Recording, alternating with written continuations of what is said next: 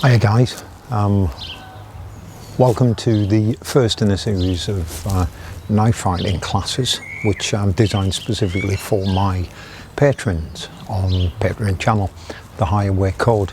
I just want a bit of a caveat about this particular series of videos.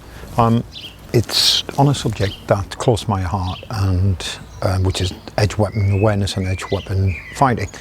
I'm a big advocate and enjoyer of sword fighting, knife fighting and all other forms of edge weapons, but there's a caveat here. Obviously a lot of the material I'm going to be giving is realistic. There's no Hollywood bullshit, there's no martial arts myth making here. This is purely a series of videos that are intended to entertain and educate. So we'll be looking at up-to-date modern methods of edge weapon training, starting of course with the knife. The knife in question, the one we're going to be using, you don't have to use one of these, but it's one of my personal favourites, and that's the K-bar. Okay, the K-bar is an American designed weapon.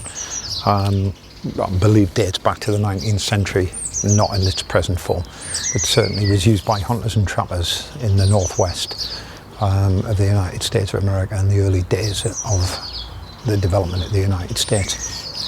This is a very sharp weapon. I suggest you don't train with a sharp weapon unless you've handled weapons before. This is the first part of the series.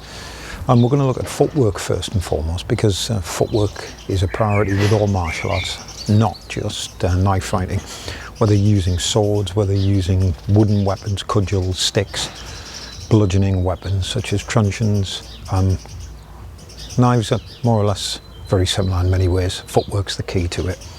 So we're going to explore the footwork first and the guard. These are the two key features of effective knife fighting. So the first thing we've got to think about is, how do we hold the knife? I mentioned in the introduction on YouTube, there's 4 different ways of holding a knife, and this is absolutely true. The first, of course, is the what we know as the saber grip. Almost like a handshake, you're holding the weapon like this loosely in the hand. This is called the saber grip. Okay, the saber grip is the most commonly used one. It's good for thrusting. It's also good for slashing. We then have the hammer grip. We're holding this like a hammer, usually used for jabbing into the body and stabbing hard against tough surfaces such as heavy coats or armor. So we'd smash in. We also have a reverse saber grip, which lengthens the actual length of the weapon. It lengthens the length of the weapon. It shortens the length of the weapon, which from my point of view, I don't find satisfactory. If I'm going to use a knife, I like to use that length of it, the range of it. It improves my distance, and the level of threat is much greater when the knife is there than not there. There are some aficionados who say that you can't see the knife. Obviously, if I'm standing like this, you're not going to be able to see the knife, and I can draw it and slash this way. By the same token, to be honest, I can conceal the knife just as well down by the side of my leg in a normal forward saber grip. Okay, so we do have a reverse saber, and we do have the ice pick grip. Okay, where the knife's used like this again for heavy thrusting. So that's the K-bar. Those are the different hand positions. Play with them, practice moving from one to the other, so you have transitions. Okay, and that's really important. With any edge weapon training, the wrist flexibility has to be good. So I recommend you, obviously some of you guys have probably seen this action before, but on a more serious note, it's important to loosen the wrist up and loosen the arm up before we start doing any knife fighting at any type of speed. If you're not used to physical exercise, you need to warm up thoroughly, loosening the wrist in a number of directions, and of course the elbows and the shoulder.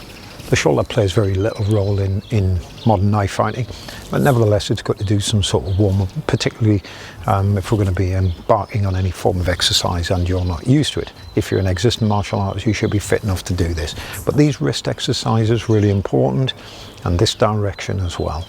So rotational and pronation and supination like this. I believe that's the terms you use. So we've got the warm-up on the way. Let's look at the stance. Stance is absolutely crucial. Stance is absolutely crucial for effective knife fighting. okay? And as you can see, I'm standing in a left leg forward posture, okay? The reason I do this is because I want my knife to the rear. This is my guard position. My left hand is forward, my right hand, the knife hand, is close to my body. It could be concealed, it could be there. We're going to keep it there for the moment as we talk through this series. This is the optimum position from which to knife fight. There's some myths in knife fighting. You see it in martial arts where the knife is held out or the knife leads, like in Hollywood. That is not the real world. Okay, this is not the reality of knife fighting. This is the reality of knife fighting. Don't just take it from me. If you look at anybody who's been involved in knife fighting and using edged weapons against other people, and this is another thing I need to talk about, intent. We'll come to that in a separate section on mental conditioning. The knife needs to be protected at all times. This hand is not simply just a paralysed hand, a hand that's just stuck there. Okay, this is for striking, for gripping, for punching. I'm not a big advocate of punching personally. I prefer to use palm strikes, but you get my drift. This is an active hand. It's actually doing things. So that's my front position, my guard position. Equally spaced balance between the feet. Don't stand too far side on because your balance will be compromised. You need good balance, you need to be mobility. And I'm on the balls of the feet. You can see from the side here, like this, I'm ready to spring forward into the attack. That's a key feature of knife fighting. So first lesson, I said footwork, and we're going to look at that now. Guard position, just hold your guard where it is. We move forward, step, step back, like so, okay? So forward and back movement. You need to practice advancing and retreating effectively and fast, quickly, in and out. In order to do that, you need to be light on the balls of your feet. And if you look at the back heel here, you'll see it's raised and it's ready to drive like a sprinter coming out of the block. So I'm driving into the attack and then moving back out. Thrusts we'll be looking at later as well as the angles of attack and the angles of defense. Okay, so we've got forward and backward movement.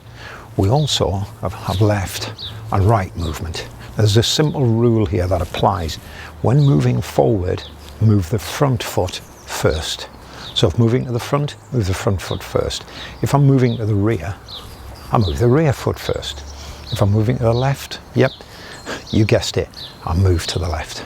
If I'm moving to the right, I move to the right. Quite simple, yeah? Simple transitional movements, left and right, forward and back. We have two of the angles at which we work, and that is 45 degrees left and right, forward and back.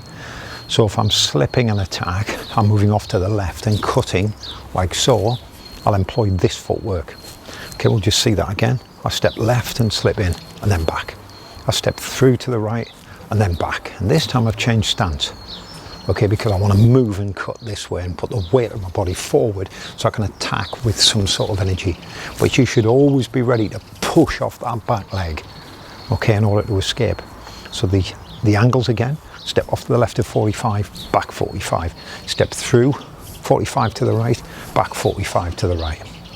So we've got this continual ability to shift weight backwards and forwards, alternating and changing stance and direction of attack depending on where the opponent is. Obviously I haven't got an opponent. Well, I'm not going to have. We're all in lockdown, okay? I don't think my partner would be keen about getting attacked with a knife in the middle of a lovely Monday afternoon. So, angles of attack, left and right, like so, okay? So we'll learn to move that. And I want you to practice that footwork pattern with a knife simply placed down by the side of the body. No slashing, no cutting, don't do anything fancy yet. If you know how to attack, then that's fine. But the footwork is the key thing. And the whole idea of this series of videos was to teach the novice how to use a knife effectively. Okay, forward and backward movement. I also want you to practice this shuffle stepping movement, okay? This is a vital skill. You're moving forward and back, you're moving left and right, you're changing direction with each stroke, changing footwork, changing stance. That's a really powerful and useful drill. I've been using it at knife fighting a long time. I recently saw it in some Polish sabre fencing, which was the cross-cutting art. That was absolutely fascinating. And we'll be using that in more and more detail as we go on. Okay, suffice to say today was just about footwork and guard position. Practice that, have a think about it. have a think about why we do this, and if you have any criticisms, please put them on the site, put them on, and let me know what you think. I'm not an expert. I'm always saying this, aren't I? What's an expert? X is an unknown quantity, spurt is a drip under pressure. Okay, we always learn new things if we're open-minded, and if nothing else, I'm pretty open-minded. So coming up in the next one, okay, keep your eyes open, keep subscribing to YouTube and telling all your pals about it. But coming up in the next video, what we're going to have, we're going to look at angles of attack. Okay, angles of attack, these things here. Thanks for watching.